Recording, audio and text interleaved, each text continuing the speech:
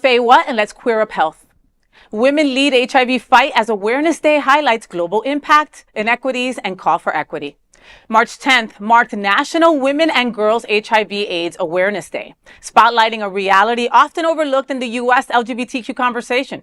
The fact that HIV deeply impacts women worldwide, while HIV is often associated with gay and bisexual men in the U.S., global data tells a broader story.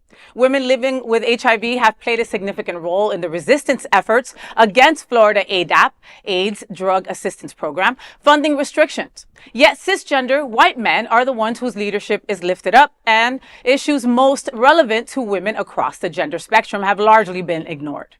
According to UNAIDS, of nearly 41 million people living with HIV, 53% are women and girls. In 2024 alone, women and girls accounted for 45% of new diagnoses. Rates among transgender women remain especially alarming at 66 times higher than the general adult population. Experts point to overlapping challenges, including violence, poverty, racism, and limited access to prevention and care, driving these disparities. First launched in 2005, the Awareness Day aligns with International Women's Day and Women's History Month.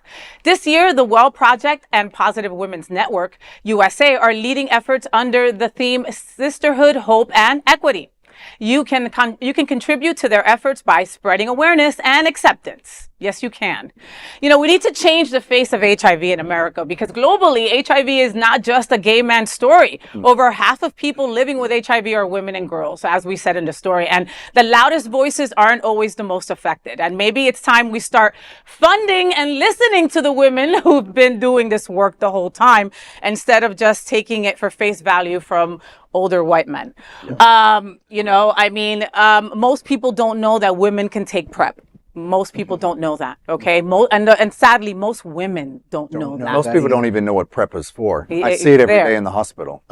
They have no clue. So my coworkers will say, "Be careful, they're high five." In other words, HIV. And I'll say, "No, they're not. They're taking PrEP." That means that they're not HIV positive. Exactly. So it was really heartbreaking to see that number, that 66 times higher trans women are being affected by HIV, but it also, it rings true also with attacks against the trans women. Whether they're Black, Latino, they're far more, I think it's 4 or 5 times higher than a regular cisgender, non-Latino, non-Black trans woman. So there's a lot of disparities in the trans community against them. And just one more time, we just have to keep standing up. We have to keep speaking up about it, because the more times we're quiet, the more times they win. Yeah, absolutely. Yeah, Black and brown folks, we've always been very weary of healthcare for a lot of different reasons, right? Yes. And when it comes historic to reasons, yes. and historic reasons that would take up the whole show. If we start saying that, how can we even begin to start trusting healthcare with some of the stuff that have happened in history, right? But here we are at a crossroad where this is life-saving stuff. You know what I mean? And education is key. That's why all these organizations like SunServe, Pride Lines, I can go on and on of the organizations around us that are always screaming, get tested, know your status. Mayfair Medical is in front of all the pool parties. Hey, you want to get into the pool party? Get tested real quick, right? And that's how we get that across, right? I can't imagine living in the 80s and being with all my gay boys, and then next week coming back to this table and not seeing 2 of you and wondering what happened. I can't even imagine that. But we're taking so many steps back that could totally come back and be our reality again, which is why education is so important. The Trump administration currently is taking away money from sub-Saharan Africa, and that's where most of these women infections are actually occurring, these new infections of women and girls. I was shocked when I saw that 53% of new HIV cases on the planet Earth are women and girls. That means that it is not simply a gay disease. It is not simply a male disease. It is something that everybody can contract, and know your status. And thank goodness in our community that we have health partners that are able to offer free or low-cost services in order for people to get on PrEP, get on post-exposure prophylaxis, get on treatment if they need treatment. It is a very livable disease. if you get yourself tested, get yourself treated, and know your status. And get on the right meds, right. you know? Yeah, I mean, absolutely. it's scary times in Miami. Miami's #1 in the country for new diagnoses, infections, okay? yeah.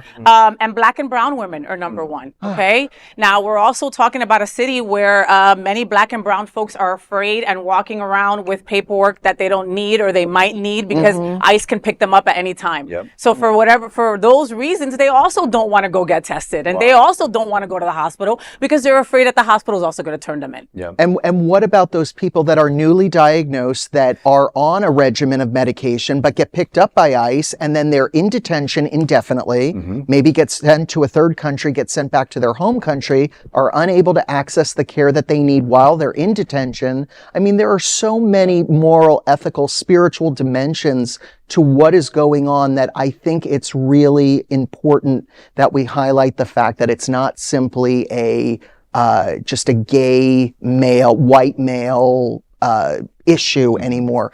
If it ever was really, it never was. But, the fact that, cisgendered white men, such as myself, think that, that women aren't affected by this or weren't affected by this until I learned about it it's really jarring. And I think that the more that we educate ourselves, the better that we're going to be as a community and as a world community, not just the gays, not just the queer people, not just transgendered people, everybody can be affected by it. And we all probably know people that are HIV positive. Not probably. That we don't even know that they are, and perhaps they don't know that they are either. 100%. So get yourself tested, and it'll make a world of difference for you. 100%. And a big shout out going out to AHF. Okay, Yes. for being the incredible entity that you are. Thank you. When ADAP happened, when people were about to lose their meds, people were freaking out for obvious reasons, right? Yeah. And AHF was like, hold on. Let's get a forum together. Let's answer questions. Let's drop some lawsuits on these mothers. We're not taking this sitting down. All of a sudden, they came back with some money for us, right? And that's how we do it. Wow. Well, there is no other queer nonprofit media platform like this in the entire world. Support our LGBTQ stories by sharing them and subscribing to Queer News Tonight.